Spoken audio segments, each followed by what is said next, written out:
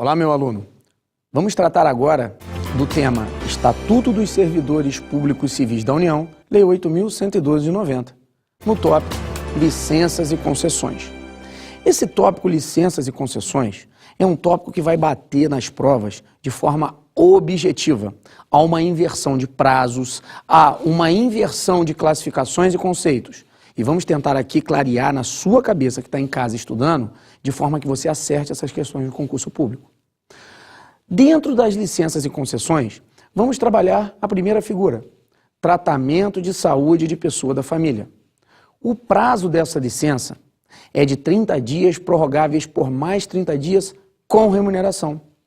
É aquele prazo que você pega o atestado médico de uma pessoa da sua família e homologa em seu nome, e você fica em casa para cuidar da pessoa. E você pode ainda ficar mais 90 dias sem remuneração. Quando você lê o texto de lei, geralmente você confunde. Você acha que no texto de lei o prazo máximo dessa licença é de 90 dias, quando na verdade é de 30 mais 30 com remuneração e uma extensão de até mais 90 dias sem remuneração. O total de prazo dessa licença é de um prazo de 150 dias. Tem que ser precedido de exame médico por junta oficial do governo federal. A segunda figura é o tratamento da própria saúde. Nesse prazo, você fica até 24 meses de licença médica. Logo após, você tem duas situações. Ou você é readaptado em outro cargo compatível com sua limitação físico-mental, onde alguns critérios técnicos têm que ser observados. Ou você simplesmente é aposentado por invalidez. Nessa licença, para tratamento da própria saúde, ela é com remuneração e conta como efetivo exercício para todos os fins. A próxima é a licença por motivo de afastamento do cônjuge ou companheira. É a situação onde o seu cônjuge ou companheira se desloca para outra localidade e, baseado na função da família da Constituição Federal, a 8.112 permite que você acompanhe. Você deixa o seu cargo momentaneamente, garante o seu cargo, mas acompanha o seu cônjuge. Ela é sem remuneração, não conta como efetivo exercício e o prazo para essa licença é indeterminado. Temos também a licença para o serviço militar, temos a licença para atividade política e temos a chamada licença para capacitação. Aqui nós temos que tomar muito cuidado, porque a licença para capacitação é o ponto fundamental nas questões de concurso. Posso afirmar para você que 95% das questões de concurso no que tange as licenças são baseadas na licença para capacitação. Por que ela é tão cobrada nos concursos públicos? Porque a famigerada licença-prêmio saiu do ordenamento da 8.112 de 90. Hoje não existe mais a chamada licença-prêmio. O que se utiliza é a licença para capacitação. Tem que ser estável no serviço público federal. Só pode ser dado após 5 anos de efetivo exercício e é dado até 3 meses de licença com remuneração. Após cada quinquênio efetivo, ou seja, a cada 5 anos trabalhado e após a estabilidade do servidor público, ele fica até 3 meses de licença para poder se capacitar em algo que tenha a ver com o seu cargo público. Não pode estar no estágio probatório e não é acumulável. Exemplo, imagine que o servidor público entra em 2000, trabalha no cargo e fica até 2005. 2005, ele tem direito à primeira licença para capacitação. Imagine que ele não tire essa licença para capacitação e que ele intere 10 anos de serviço público. Aqueles 10 anos de serviço público não serão cumulativos em 2 licenças para capacitação. Quando você completa 10 anos, a licença passada se exaure e você passa a ter direito à segunda licença. Então não é cumulativo. Lembrando, licença-prêmio não existe mais no ordenamento da 8.112 de 90. Também não podemos confundir licença para capacitação com afastamento para realização de curso profissional. O afastamento para realização de curso profissional é aquele que você não precisa ser estável, não precisa ter terminado o estágio probatório. Inclusive, você pode estar no estágio probatório. Por exemplo, imagine que você trabalhe no INSS. Imagine agora que você passe para o concurso de agente da Polícia Federal e vá para Brasília fazer o curso de formação. Esse prazo que você fica em Brasília fazendo o curso de formação não conta como licença, é chamado afastamento. Nesse prazo, você não precisa estar no estágio probatório, você pode ainda não ser estável no Serviço Público Federal. Já a licença para capacitação, ela tem a característica fundamental de 1, você tem que ser estável no serviço público. 2, é dado somente a cada quinquênio, a cada 5 anos de efetivo exercício. E 3, é não cumulativa. 4, ainda temos um detalhe fundamental. O curso de capacitação tem que ser voltado para a área especificada do seu cargo. Vamos agora para outra licença. Licença para tratamento de assunto particular. É aquele que, por exemplo, você é servidor público e também vira empresário. E você quer ficar trabalhando e não quer mais trabalhar no serviço público, mas você quer garantir o seu cargo público. Você sai e depois, a hora que você quiser, você retoma. O prazo é de até 3 anos, mais prorrogação por igual período. O prazo é a critério da administração, ou seja, é critério de discricionariedade da administração pública. A administração dá se quiser e retorna a você o serviço a hora que ela quiser. Não conta como efetivo exercício. Não pode estar em estágio probatório para pedir esse tipo de licença. Temos também a licença para desempenho de mandado classista, a licença por acidente em serviço e temos também uma muito importante, que é a licença gestante, a adotante e a licença paternidade. A licença gestante é fundamental em questões de concurso público. A licença específica da 8.112/90 é de 120 dias. O presidente da República soltou um decreto de execução regulamentando um artigo que trata da licença gestante e maternidade e dá extensão por mais 60 dias, se a gestante quiser, se não colocar a criança numa creche e se não trabalhar remunerada. Só que decreto de execução não tem a capacidade de inovar lei, ou seja, não há mudança de lei. Então, para fins de concurso, na sua prova, meu aluno, você vai dizer o seguinte, que a licença gestante da 8.112/90, o prazo é de 120 dias. Quando começa a contar esse prazo? Esse prazo começa a contar a partir do 1º dia do 9º mês ou a partir do parto. A paternidade é dado sempre 5 dias para registrar o filho. A adotante, nós temos 2 prazos. Se a mulher adotar uma criança maior de 1 ano, a mãe tem 30 dias. Se ela adotar uma criança com menos de 1 ano, ela tem 90 dias. O natimorto é 30 dias após o parto de licença. Só que tem que ocorrer inspeção médica oficial. O aborto espontâneo, ele traz no bojo da lei uma diferença. É 30 dias de repouso remunerado. Em todos os casos, ocorre remuneração e efetivo exercício. Nós temos também os prazos das concessões da 8.112/90. Doação de sangue você tem 1 dia. Para alistar-se como eleitor, 2 dias. Casamento e morte é tratado da mesma forma, 8 dias. Casamento, gala, 8 dias. Morte, nojo, 8 dias. Dessa situação, terminamos o tópico das licenças, dos afastamentos e das concessões. Vamos trabalhar agora as penalidades. Nas penalidades, nós temos um rol taxativo de 7. O que é um rol taxativo? Rol taxativo, meu aluno, que você que está em casa anotando, você vai dizer o seguinte, que nesse rol taxativo, se você está previsto ali, você é. Se você não está previsto, você não é. Então, por exemplo, eu tenho no rol taxativo de penalidades, observem, advertência, suspensão e demissão, cassação da aposentadoria e cassação da disponibilidade, destituição de carga em comissão e destituição de função comissionada. Dessa forma, eu tenho 7 modalidades taxativas de penalidade. É comum bancas examinadoras virem trazer a expressão repreensão. Repreensão não está escrita no bojo do texto da 8.112/90. Diante disso, eu posso dizer que repreensão não é penalidade. A multa também não está prevista nesse rol taxativo. Veremos a situação da multa. Então vamos trabalhar a advertência. O que de importante tem na advertência? Primeiro, ela é a primeira forma taxativa de Penalidade. A advertência deve ser tratada de forma clara. A advertência não é repreensão. Se cair repreensão na sua prova, simplesmente você diz que está errado, meu aluno. Agora, vamos às características da advertência. Primeiro, a advertência não pode ser verbal. A advertência na 8.112 é por escrito. E a advertência na 8.112/90 é tratada como a primeira forma de penalidade.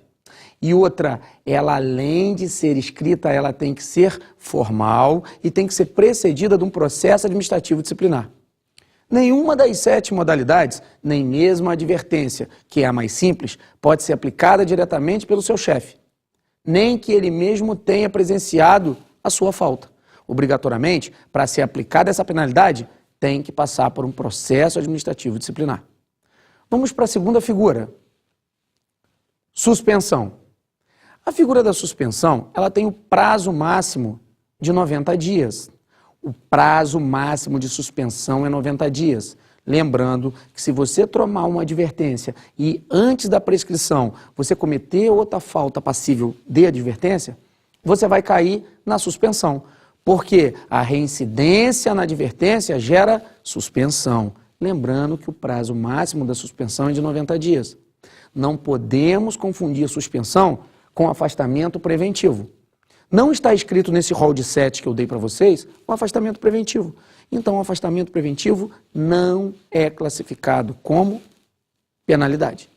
A suspensão é a penalidade de caráter médio ou grave que vai de 1 a 90 dias.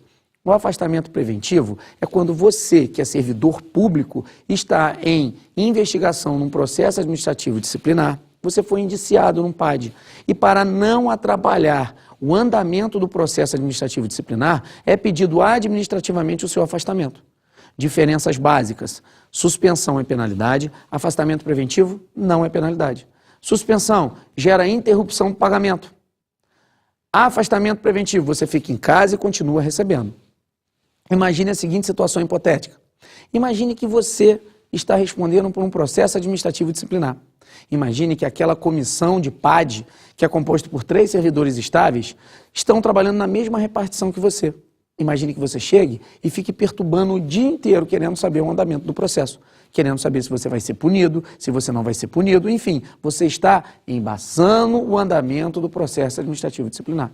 Para isso, a comissão de PAD pede seu afastamento. Você fica até 60 dias, prorrogável por mais 60 dias em casa, recebendo, somente para não atrapalhar o andamento do processo administrativo disciplinar. Então, suspensão, punição, prazo máximo 90 dias. Afastamento preventivo, não é punição, prazo máximo 120 dias, porque é 60 com mais uma prorrogação de 60 dias. Suspensão não tem prorrogação, suspensão é no máximo 90 dias e você fica sem receber. Demissão. Demissão é o desligamento do servidor dos quadros da administração pública federal com caráter de penalidade. Está previsto tanto no artigo 117 quanto também no artigo 132. O artigo 132 da 8.112/90 traz as formas taxativas em que você pode ser demitido. Crimes contra a administração pública, improbidade administrativa, entre outros que veremos aqui nessa aula. A próxima é a cassação da aposentadoria. Não se demite o aposentado. O aposentado, se comete alguma falta passível de demissão quando da inatividade, ele está aposentado e comete, por exemplo, improbidade administrativa. Na 8.112/90, atos de improbidade administrativa geram demissão. Mas se você está aposentado, não pode gerar demissão. Demissão é para o servidor ativo. Para o aposentado, cassação. Disponibilidade, a mesma coisa. Se você for posto em disponibilidade, recebendo proporcional ao tempo trabalhado, e você receber uma punição equivalente à demissão, você vai ser cassado e não demitido. Destituição do cargo em comissão. Cargo em comissão são aqueles de livre nomeação e livre exoneração. Coloco você a hora que eu quero, tiro você a hora que eu quero. Se você sair do cargo em comissão sem caráter punitivo, você está sendo exonerado, porque exoneração não é punição. Contudo, se você sair do cargo com caráter de penalidade, você estará sendo destituído. Funciona da mesma forma a destituição da função comissionada, ou simplesmente destituição da função de confiança. A função de confiança é aquela que é exercida por profissional que é um servidor público e ele é de caráter efetivo. Lembrando que para exercer uma função de confiança, obrigatoriamente tem que ser servidor de natureza efetiva, aquele que passou num concurso público, que vai passar pelo estágio probatório e ganhar estabilidade no serviço público federal. Se você entrar para um cargo de chefia através de livre designação e livre dispensa, você sairá desse cargo com caráter de penalidade se for destituído dessa função. Vamos olhar agora um dado muito importante da 8.112 de 90. Acompanhe comigo. Exoneração e multa não estão tipificados no rol de punições da Lei 8.112 de 90. Afastamento preventivo também não constitui penalidade e sim medida cautelar. O afastamento preventivo, eu já falei para você que não é penalidade. Prazo de 60 mais 60 dias para você não atrapalhar o processo administrativo disciplinar. A exoneração também é bem tranquila, porque eu já afirmei para você que exoneração não é punição. Mas vamos trabalhar agora a situação da multa. A multa, de acordo com o artigo 130, parágrafo 2º, diz o seguinte: quando houver conveniência para o serviço, a penalidade de suspensão poderá ser convertida em multa, na base de 50% por dia de vencimento ou remuneração, ficando o servidor obrigado a permanecer no serviço. A multa não é classificada como penalidade. Na verdade, primeiro, que ela não está no rol taxativo das 7.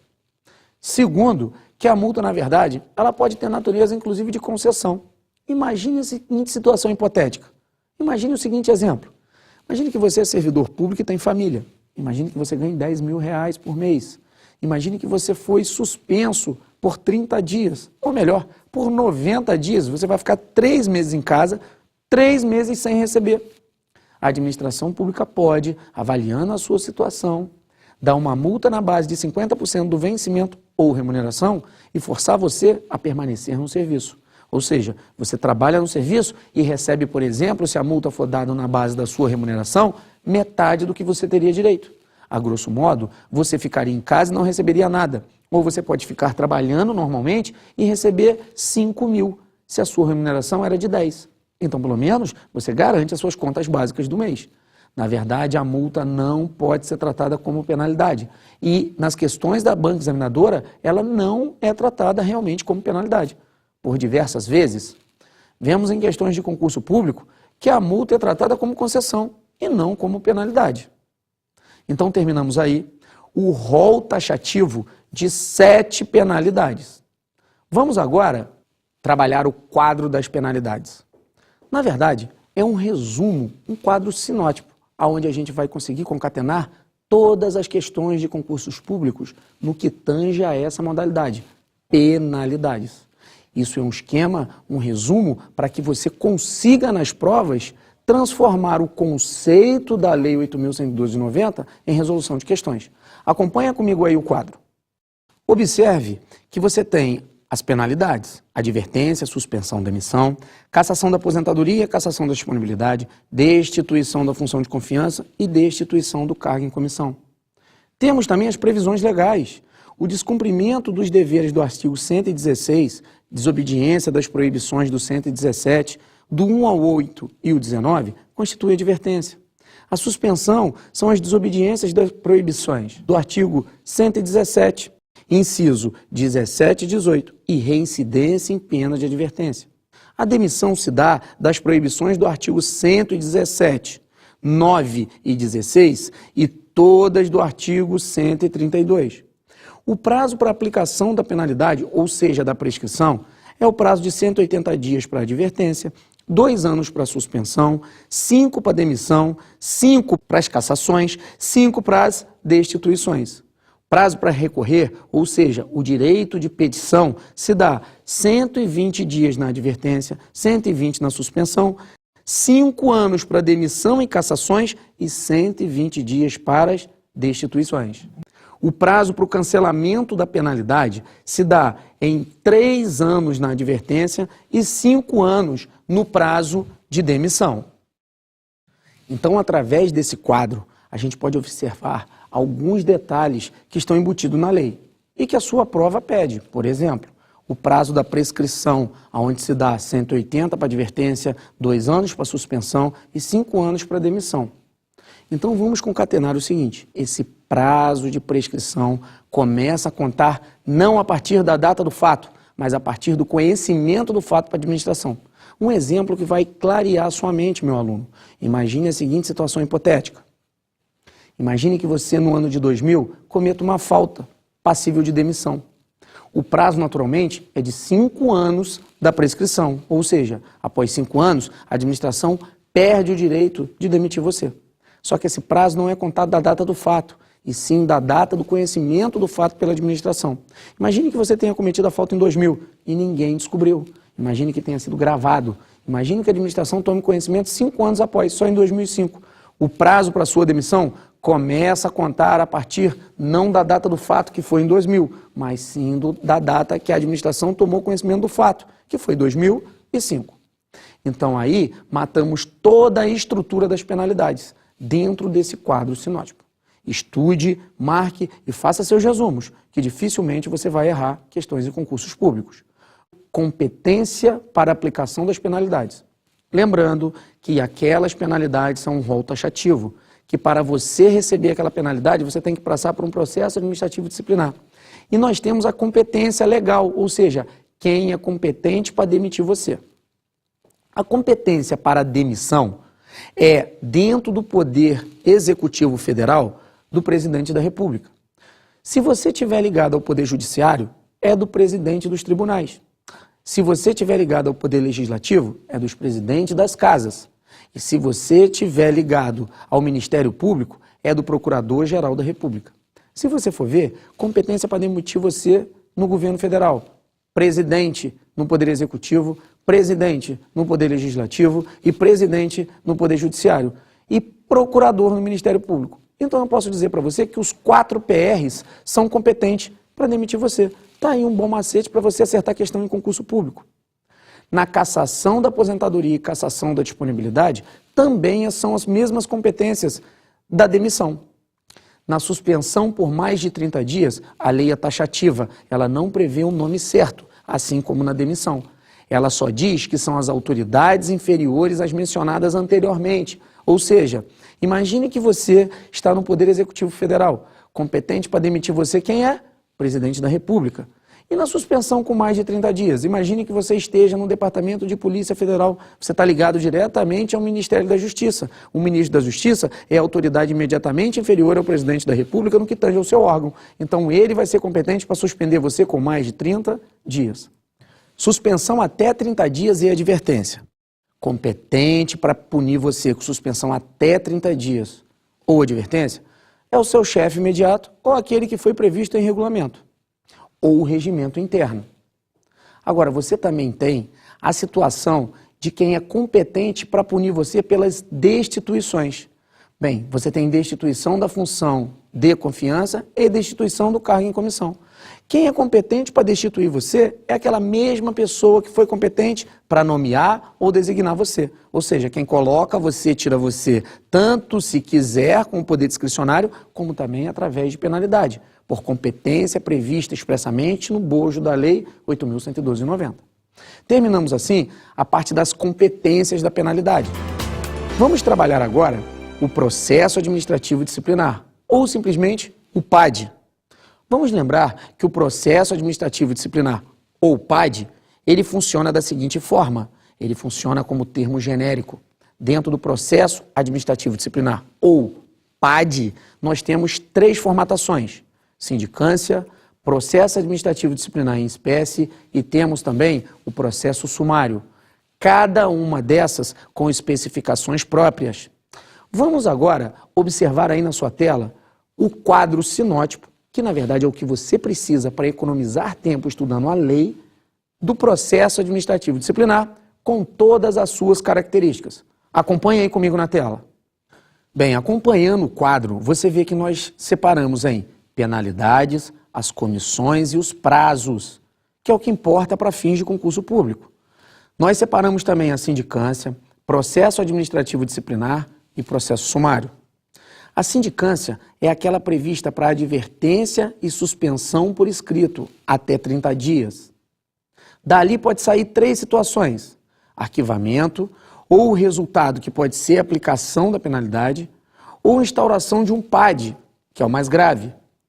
O processo administrativo disciplinar, ele vale para qualquer penalidade, sendo obrigatório a instrução do PAD nos seguintes casos: suspensão por mais de 30 dias, demissão, cassação da aposentadoria, cassação da disponibilidade, destituição da função de confiança ou destituição do cargo comissionado.